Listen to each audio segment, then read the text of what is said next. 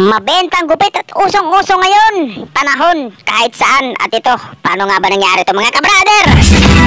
Boss Art TV. So yun, start tayo mga kabrader. At ito nga barbera na to, ito yung yung model niya na to, yun yung before niya oh. So yun, ito mabentang gupit ang mga kabrader. Ito yung malinis na gupit na kahit saan ka magpunta mga kabrader ay talagang clean cut ba? Na pwedeng pang chicks, pwedeng pang opisina, pang pasok sa school, pwede to. Pwede rin sa OJT dito, yung mga ganitong gupitan, mataas kasi to eh. French crop ang tawag nito ngayon. Kumbaga ang tawag nito nung araw ay 3x4, pero 0 lang nung araw. Ay ngayon, inaahit na, talagang napakalinis na.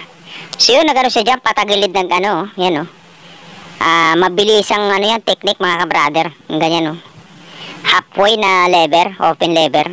Tapos patagilid na ganyan Yan di ba? Yun, nag-close siya dyan. Tingnan nyo ang nangyari kagad, ang ganda di ba? Magtatanggal siya ngayon ng kaunting mga maitim-itim na yan open close lang ng na yan, adjuster na yan. Di ba? Yun, nag-close siya ulit dyan. Okay.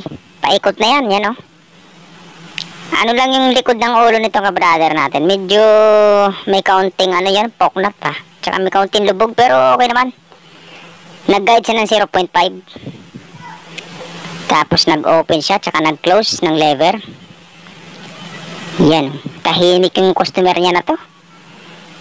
Kumbaga kahit siguro sampal-sampalin mo tayo, wala lang, tahimik pa rin. Mabait. Yung tipong gupitan mo ng kahit kalbuhin mo na diretso to parang walang problema. Yung mapapatawa lang siya ng English. Gumamit siya ng trimming scissor dyan. Yan Tapos nag-overcomb siya dyan. Yan, tinatanggal na yung mga kanto. Yung tira sa baba na buhok na mga brother, yan. Ahit na lang yan mamaya. Naglagay siya ng dyan, ano kaya yan? Harina? De, pulbo yan mga brother. Yan, isang technique din yan para mas malinis at mas makuha mo yung mga kanto. At saka talagang pantay na pantay kapag naglagay ka ng ganon. Diba? Pantay na pantay. So, inahit na niya. Mas maganda yung mga ganong ahit. Kaliwat kanan, mahusay ang barbero na to. Mahusay ka, barbero. Ang husay mo. Ayun, patapos na to. Ito na siya. Yun, suwabe look. Ito yung gupit na makakadalawa ng chicks. Grabe. So, yun lang. Maraming salamat mga ka-brother. Paro, like, and share po atin. God bless, babos.